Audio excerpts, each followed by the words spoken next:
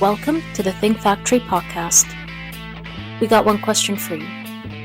What keeps you up at night?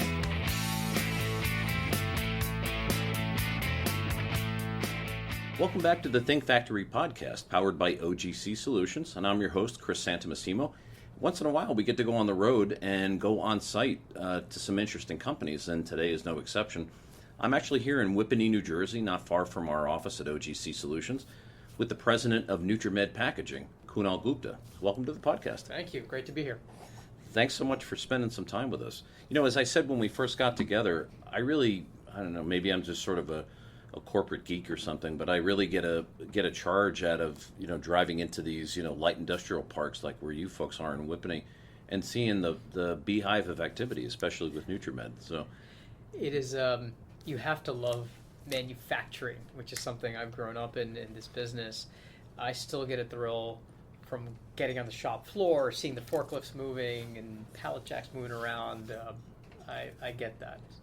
Yeah, I just love seeing, especially in our backyard here in New Jersey, because we're only a couple of miles up the road, and just seeing the amazing things that are happening in these, in businesses like yours right in our backyard. So I'd love to introduce, Nutramed Packaging and talk a little bit about how you went from a small family-owned business to the large business really you are today. So take it away. So Nutramed is a pharmaceutical contract packager. What that means is our customers supply us products, pills, tablets, capsules, soft gels, and we do their packaging for them. So we put into bottles, blister cards, cartons, any kind of finished assembly that you would buy at your local Walmart or Walgreens store. You might get dispensed in a pharmacy or even taken in a hospital. The business was started by my father back in 1999. He came to the industry. He's a pharmacist by training, came with 25 years of experience in contract packaging. And when that business was actually being relocated out of state, he said, you know what, I want to start my own business. I want to stay in New Jersey. My kids are, young and growing up. I'm going to start my own. So he started in 99, back in Rockaway, as you mentioned. I happened to be a senior in high school at the time. And so it was right across from my high school, Morris Knowles. And I was there day one, painting walls, wrapping pallets, working on the packaging line, and helping him every step of the way and learning from the ground up. That 8,000 square feet quickly proved to not be enough space, and we were fortunate in that space to grow from 8,000 to 16,000 to 30,000, 40,000, and the business grew from what was one or two people and one or two machines to, okay, we're doing blistering, we're going to do bottling, we're going to do cartoning, and grew over time. In 2008 rather is when I joined the business full time. So I mentioned in 99 when he started the business, I was in high school. I went on to college. My father always encouraged me to do other things, pursue my dreams. And so I did. And I had a couple different jobs. I had my own startup. But in 2008, when the world sort of changed with the collapse of Lehman, I came back home to figure out what I wanted to do next. And he said, well, why don't you spend some time in the business? I'd always been in and out and involved. So why don't you spend some full time in the business and see where it takes you, and maybe it'll give you an idea of what you want to do next. And so I did, and I fell in love, and I never looked back. I didn't look for anything else. I didn't look to do another startup. I got fully sucked into the business. I started doing shipping and receiving and project management and quality and a little bit of everything. And 2 years later, he said, all right, we need to take a pause. Mm-hmm. He's like, you need to use this opportunity to go back to business school, get an advanced degree, decide if you really want to be doing contract packaging. And by the way, I want you to go meet a nice girl, get married, start your own life. And like a good son, I said, okay, Dad, you're right. So I did all those things. I went back. I got my MBA from Wharton. I met now my wife. I tried my hand at a different career in the finance sector and realized very quickly that I was much happier in the family business. So in 2010, I left for business school. 2012, I came back. And never looked back after that. There was never even a thought of doing anything else. As much as my father encouraged me to try something else, it really was about him giving me the opportunity to make sure this is what I wanted to do. So 2012, business is growing, we're doing well, lots of changes in our industry. We made a decision to double down on pharma. Barriers to entry were going up. There's new licensing fees. There's new requirements around serialization, a topic we can discuss.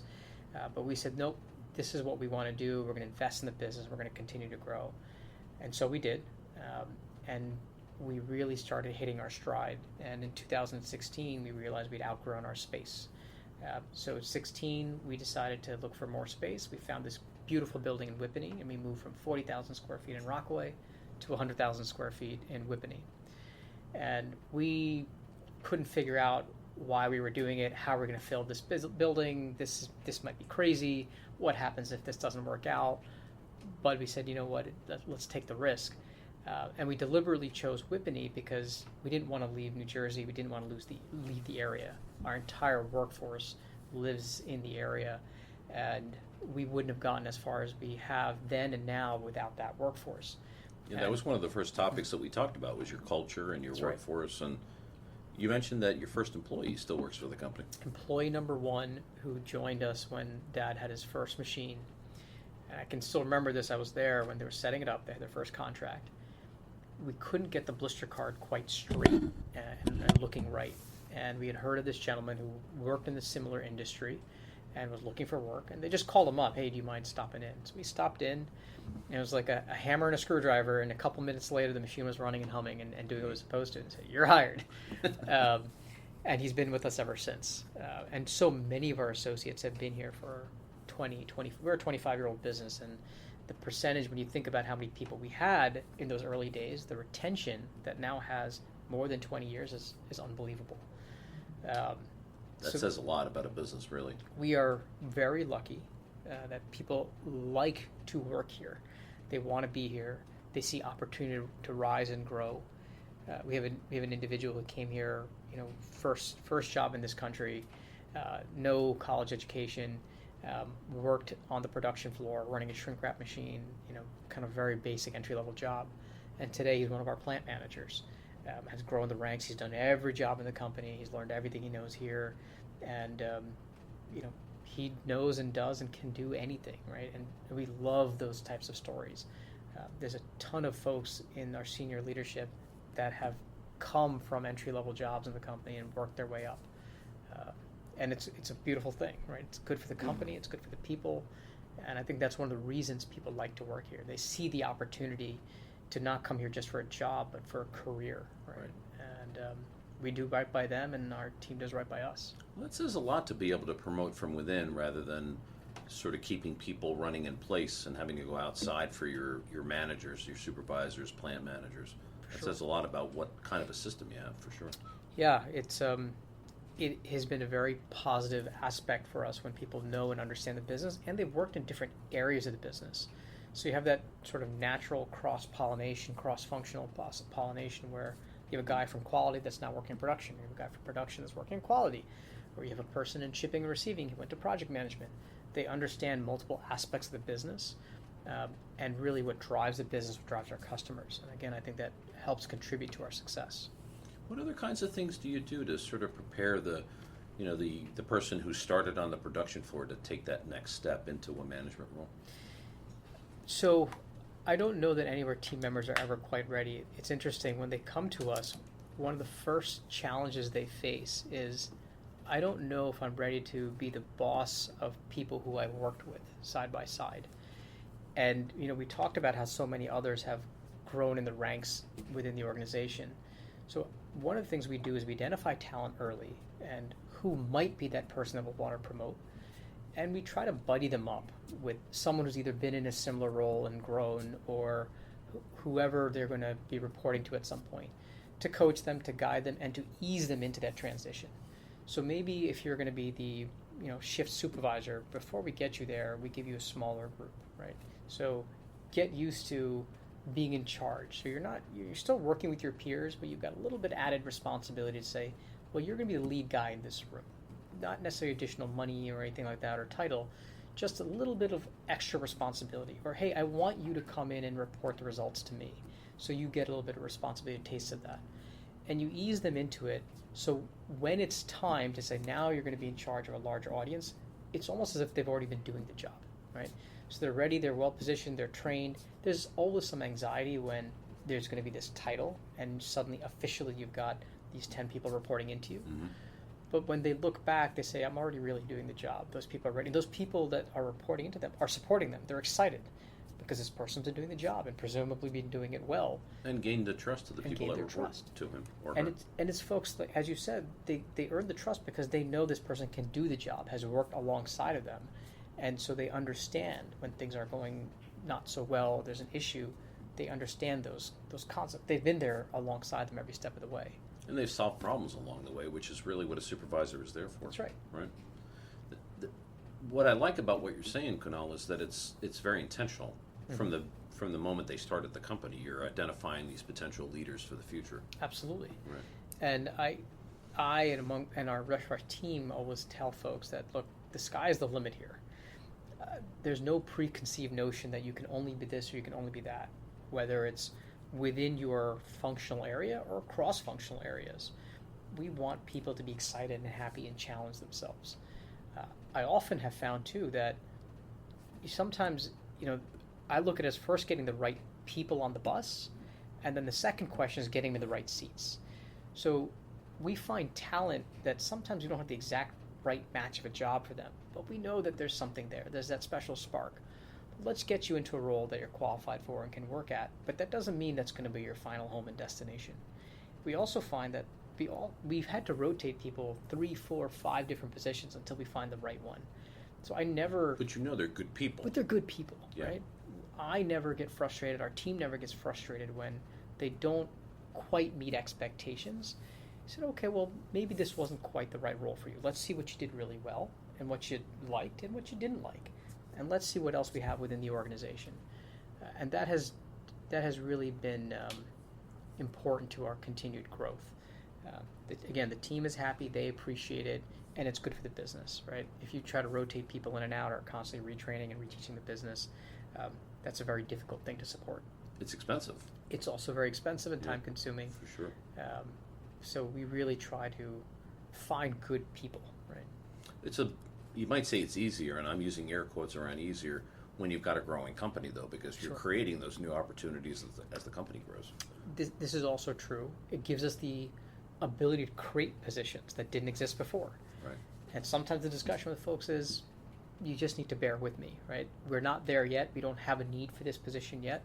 But give me another 6 months or give me another year and we're going to need this position. So just hang tight and position yourself so when there is an opportunity, you're in pole position. And our team has done that because they've seen it come to fruition, right? As you said, in a growing business, these opportunities do come up, and they come up quite frequently, thankfully. Right. Yeah, it's interesting to me how efficient the grapevine is around a company, whether it's negative information or positive information. So if that's happening all these times throughout the employee population, people are going to know about it and be happy about it in your case. That's right. Yeah. That's right. People talk amongst themselves, and even we have a lot of folks that come in from undergraduate schools directly, and it's the same schools that become feeders all of a sudden because the students talk amongst themselves. Right. Hey, I got a job at Nutramed. It's proven to be wonderful. I love it, and it gets back to their classmates. And you become an employer of choice. That's right. Yeah. That's right. I think I interrupted you in your growth story, though, or evolution story. So I think we ended up around 2016 or so. So 2016, we came to Whippany. It really, really put us on the map with our customers. Suddenly, we had this beautiful building, brand new, built to suit, facility. Again, the landscape had changed quite a bit, and much to our surprise, we continued to experience explosive growth. And we filled the building. I think in about 2 years, we had gone from 40,000 square feet to 100, and from 100, we found another 50,000. So 2018, we took on another warehouse. The growth continued. 2020, we took on another production facility, another 50,000 square feet. And then a little bit less than a year ago, sometime back in earlier 2024, we took on another 50,000 square feet of warehouse and office. So today, we're in 265,000 square feet. And I anticipate that in 2025, we'll have to get on another 50,000 square feet or so. Wow. So the business has really continued to grow and thrive. In between there, of course, in 2021, after we had opened up our second packaging site and our third overall facility, all of which are in the same campus. So two of the buildings are within a half a mile, and the fourth building is within a mile. So everything is within a half-mile radius, actually, which has been great for our workforce. People can move around from site to site where the need is, and the business can grow very efficiently. But in 2021, when we added the third facility, was our next major inflection point. This is post-COVID, right? So COVID had, during COVID, we were very thankful that we had a difficult time, but we finished the year flat. We survived. And when we came out of it, we started growing again. And I think that largely is how we treated our team and how we treated our customers. But so coming out of it, we saw, again, explosive growth, and we decided to bring on a private equity partner to help tailor that a little bit better and be more efficient about our growth. We had always been a family-owned business, and we realized it was the right opportunity to capture the tailwinds and become a professionally managed business. So we partnered with a middle-market private equity firm called Gen X 360, and they really have helped us professionalize the business, bring in an experienced management team, and set the business up for scalability. So moving from paper-based systems to electronic systems, for example, so that as we continue this growth path, we can continue to gain momentum. So in the last 2 years, we've doubled. So they really have helped us accelerate growth in a way that we could not have done on our own. Right? We would have continued to grow, that would have been great, but we wouldn't have doubled in 2 years as the way we have with our PE sponsor. Well, some folks, when they hear about a private equity investment, they think acquisitions, lots of bolt-ons, but all your growth has been organic. All of our growth has been organic, and we are always looking for acquisition opportunities, but we've been very disciplined about that. One of the reasons our PE sponsors partnered with us, because they saw the tailwinds in our industry, they saw that we could continue to grow organically, and we wouldn't be forced into acquisitions. That's a much better position to be in when you can do a smart acquisition, deals that make sense, not because you have to, but because you want to. And so we've looked at 40 or 50 different opportunities to acquire other businesses, but none of them have made sense yet. Mm-hmm. There will be a day when one makes sense, and we will do it, and it'll be a great thing for our business. But we're not going to do a deal just for the sake of growing. We're going to do a deal because it makes sense to our business, to our team.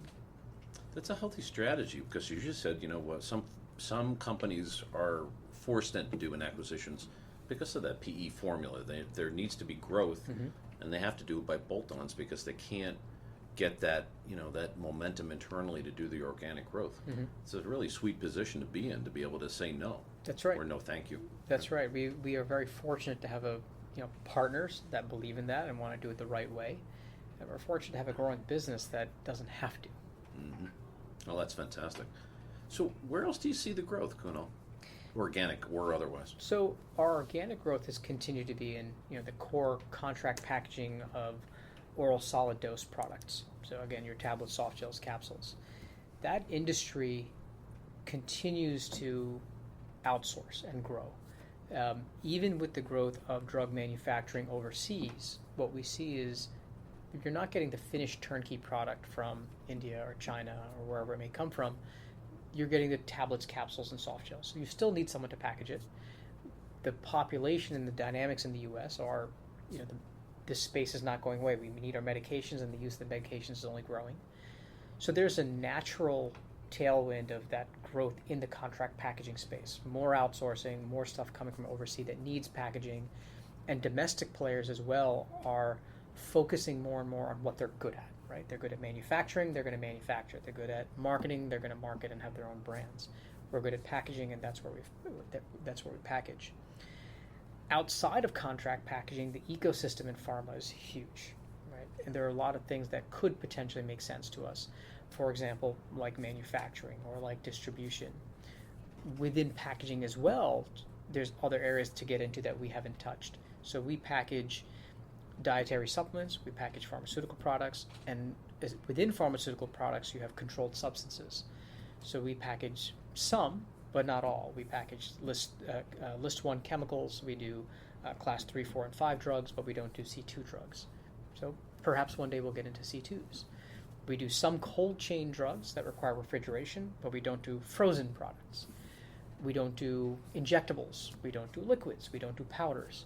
So there are still a ton of opportunities to get into, but the fact remains that the volume of the business is still in oral solid dosage forms, your pills and capsules that you get behind the counter at the pharmacy. And there's still a ton of runway and growth for us there, in addition to all these avenues that we can explore. Especially as your reputation grows and your customer base grows, right? That's right. And you know what's nice too is I think I've seen companies that just get a little bit too, I don't know, hasty, and they want to do everything all at once or too many things at once, and they forget what they're good at. Yeah. And all of a sudden they're not good at anything. That's right. Right. We have stuck to our knitting. We're very good at contract packaging. We're very good at rapid service and pharma quality solutions.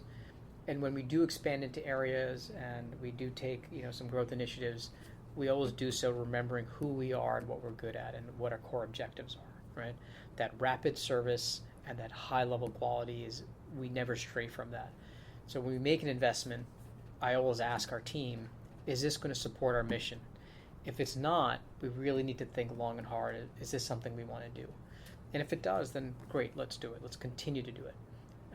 Even our customers have helped us with that, where they say, hey, you're not doing this today. We'd like you to get into it. We'll support you. We'll partner with you on it. And the reason is because we like the way you're approaching it with the rapid service and the high quality. Because we've got another partner who doesn't do that. Right. So let's bring the best of Nutramed and that rapid service and pharma quality, and let's apply it to some new area where other partners aren't able to deliver that.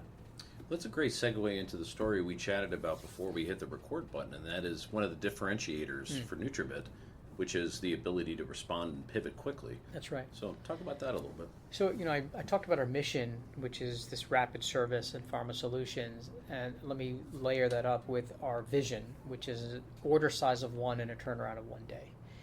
So what I truly believe in is positioning ourselves to respond to orders of 1. So that's customized medications, that's orphan drugs, that's high value, low volume products. So we see today, and I see a lot of innovation around, for example, oncology treatments. And the oncology treatments of yesterday were very broad, right? So you have 2 options in your treatment. Today they've gotten much more niche focused. This particular drug is good for a population with origins out of this part of the world, this age group, and this gender. And this is where this therapy is extremely effective. Well, what does that mean? Well, that means that it's not going to be 1 million doses, it's going to be 5,000 doses. And we've really set ourselves up well for that. We can handle those 5,000 doses, but we can also handle the 5 million doses. Businesses that are set up the opposite way, where they're set up to handle the 5 million doses first, aren't able to go backwards and say, I can do 5,000 doses. We've always been set up that I can do 5,000 doses, and it's much easier for me to then say I can also do 5 million doses, if that makes sense. So the focus of the business, the success factor, has been around this mission and vision, or this vision of an order size of 1 or turnaround in 1 day. Not only can we do 1 dose, we can do it right away. Right? Not a lot of folks in our space approach packaging that way. They say, nope, anything less than 1,000 I don't want to touch, and 2 weeks you must be out of your mind. Yeah, right. We need a locked schedule, and we're not going to move it, and if you're late, then we're going to do it at the end of the month or never. That's just not who we are. And again, they're just not fluid and flexible enough because their system is just too rigid. That's right. Right. And so even with systems, right, we talked about going from paper system to electronic systems. Our approach was always, we're not going to modify our business to fit the system. The system has to fit our business. And it takes time, and not every system can do that. But we maintain our core of what we're good at, and we won't stray or deviate from that. There are times you make adjustments and changes because you need to, and that helps with scalability. But we should never, ever be so rigid or inflexible that we lose this focus or ability to deliver in 2 weeks or less. I mean, today, we still do same-day projects. We don't shy from it. We don't get scared by it. We get calls at least once every few weeks. Hey, I get this product. I had a delay. Whether it got stuck on a boat and didn't get to the U.S. in time, there was a manufacturing delay, whatever it is. There was an out of stock because there was a run-up on, everyone was buying the product. Can you get it done today? Or can you get it done in the next 48 hours? And our answer is always, yep, no problem. We'll take care of it. We don't flinch. Right. And I challenge our customers to find that service on a regular basis from anybody else. It doesn't exist. Well, certainly not from overseas. No. Because, the transportation... It's on a boat. Yeah, it's on a boat. And it may get here and it may not. And that's how we compete on a cost basis, right? We provide a premium service, right? And our customers are willing to pay for that. We don't overcharge. We're competitive, but we provide a premium service at a fair price. Right. And again, that has contributed to our growth. People value that. Yep. So you hit on a lot of the areas that you don't do currently, which are opportunities for the future. But Yeah. if you had to predict where you might be in 2 years, what do you think you'd be doing? Probably sitting in this room, working on my laptop, and still cranking away on packaging. Maybe with another facility. Maybe with another facility. No, truly, in 2 years, I do expect that we'll have expanded our scope a bit. Not because there's a lack of opportunity in oral solid packaging. We're still doing that. We're still capturing that. But with our professional investment partners, we have the ability to find another business or another industry where the service may be lacking, where customers are looking for someone to work the way we do. Whether that's in liquids or powders or controlled substances, it's hard for me to say exactly.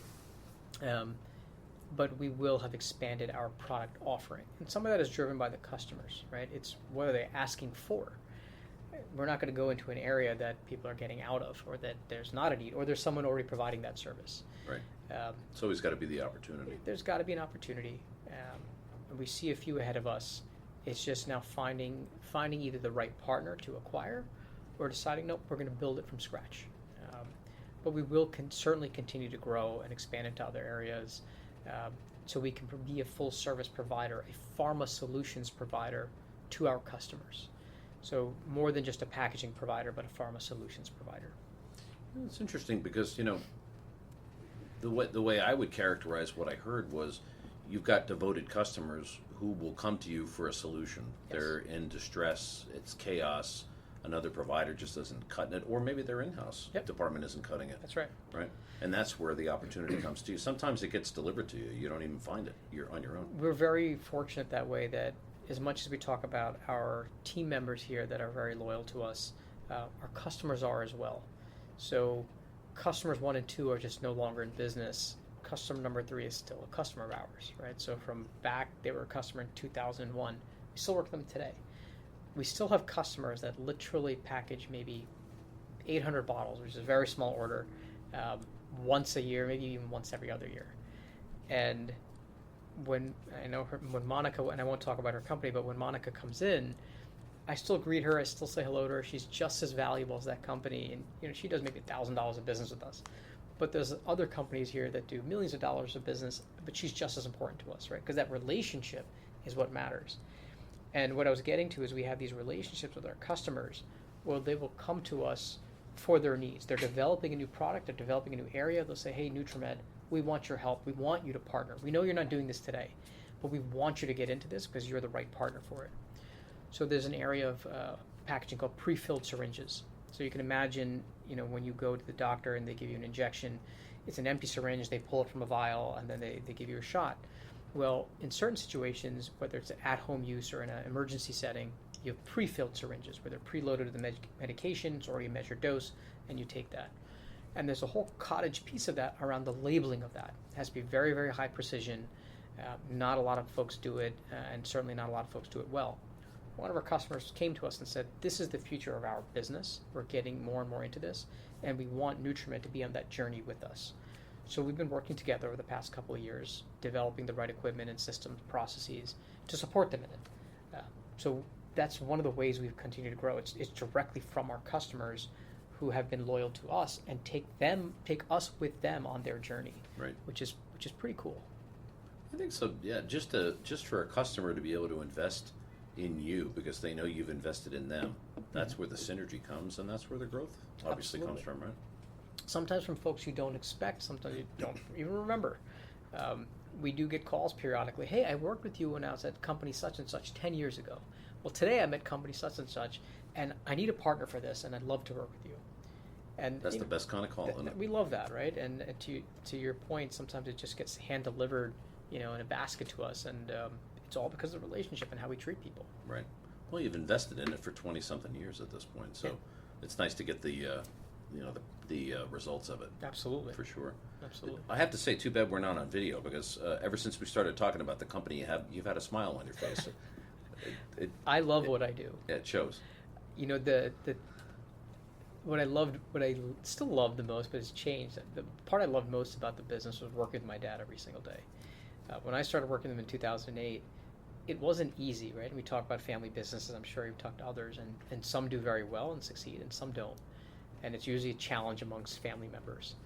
And working with my dad at that time, he was very intelligent in how he managed our relationship. He let me do everything. He let me make some of my own mistakes, but not mistakes that would destroy our relationship or destroy the business, but enough of a mistake that I could learn from it. And he did so without ever having to tell me, I told you so, or you were wrong, right? He did it in a way where I realized, one, that my dad had built a very successful business without me, and despite however smart I thought I was, like many children do, my dad was smarter. He had, 25, 30 years of experience over me, and that was worth something.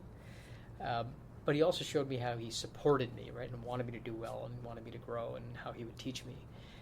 So coming to work every day and working with him has been just an amazing experience, right? For many, many years, our offices were side by side or right next to each other. I saw him every single day. Sometimes you don't even talk about work. You just have lunch together. And sometimes all you do is talk about work, and you forget about lunch, right? And you forget that he's your dad, right? But you're just grinding things out. And there were days where we butt heads and we argued, but we always got to a better solution for the company. And I really, really have enjoyed that. I mean, how many people get to say I got to see my dad every single day of my life?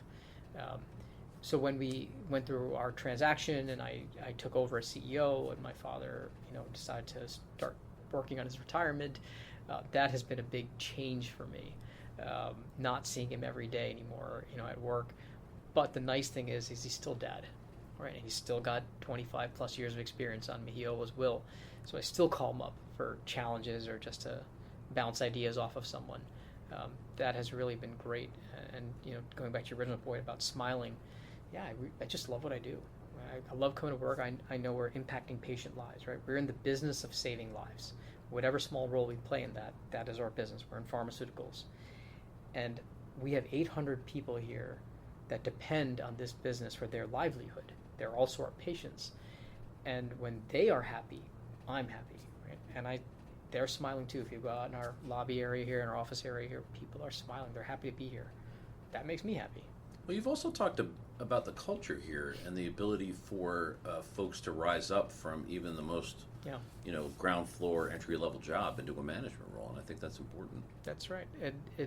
They've got opportunity here, and maybe it's because we're in pharma. I don't know, but people are proud of what they do here. One of the interesting phenomenons, if you work at Nutramed, especially if you're kind of a supervisor or manager level higher, when you go to a drugstore, when you go to a CVS, Walmart, Walgreens, Target, anywhere, if you see vitamins or OTC products on a shelf, you immediately go there and start looking for the products that were packaged in your facility. Right. And you take pride in it, and you tell your family or your kids or whomever you're with, hey, we packaged that. And then you're checking it out, making sure it was done right. Is the lot number on there right? Is it a nice square package? Does the caps look right? And I've seen that with all of our team members. And you do it too, probably. I do it all the time. Yeah. I cannot walk into a drugstore without going into the aisle and looking at all the products, not only looking for our products, but then looking at, how come we're not packaging this? I need to call this customer up and get some more business over here. But it's a very interesting phenomenon, right? Whether even the guys on the floor who are working and taping boxes, they take a lot of pride in their work. And when they're out and about, they look at it, and I get text messages sometimes, right? Hey, look, this product that we just launched, here it is on the shelf. Isn't that exciting? I checked the lot number. It's definitely packaged here. We packaged it on Tuesday. That's a really cool feeling. That is very cool. Yeah. There's nothing better than seeing your clients or your customers' products in the store or a billboard, whatever it is. That's right. That's very cool. And people truly take pride in their work. Just to close out, Kunal, what would you recommend to other businesses out there that are trying to maybe experience some of the growth that you've experienced, perhaps in a different industry? What would you tell them as they reach that maybe it's a crossroads where they have to decide, how am I going to build this thing, or how am I going to grow it? What are some of the things you've learned from the experience? It's amazing how many people have been in your shoes before you. May not be the same business, industry, whatever it is. But if you ask for help and you ask some questions, you'll find it. It's not very hard to find. People are at their core want to help. They want to share their knowledge and experience. So whether it's, in my case, a lot of it was from my father, or it's from other business owners, or from an organization like YPO, which I'm a member of, ask for help, and you will learn a lot really, really fast. But you got to come in with an open mind, because people will tell you all the things you're doing wrong as well. And you have to be a little humble too. You have to be a little humble. You have to be willing to listen. That the way you thought was the right and the best way to do it may not be. But if you really want to grow, then and you can accept that not everything you're doing is perfect and change is okay, you'll find that advice out there. And I think that's a lot more efficient way to grow. You can certainly grow by grinding it out and doing it yourself. You will get there by brute force. Someone who has that ambition will do it. But they're going to take a lot of lumps on the way, and it may be slower than they would have liked. But you can avoid so many pitfalls just by asking for help, just by sharing your story, sharing your knowledge information with others. I love doing that. I've got a number of different groups, organization, people that we regularly just share stories, right? And not even with the intent sometimes of getting help or asking for help. We just share because there's so many commonalities in running a business. You learn from each other. I love learning from other people.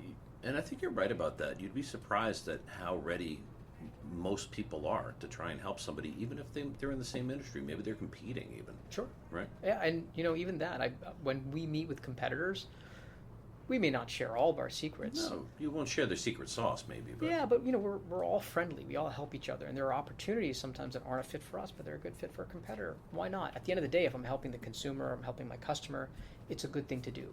We can be co-opetition, as they say, right? Right.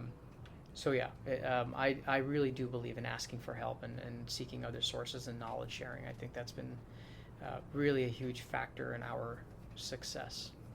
It's good advice. Very good advice. So I appreciate the opportunity to get to know you and the company a little Likewise, bit. As I said, impressive operation, and I wish you the continued success. Thank you. We appreciate that. And I'm Chris Santomassimo, host of the Think Factory podcast, and we'll see you next time.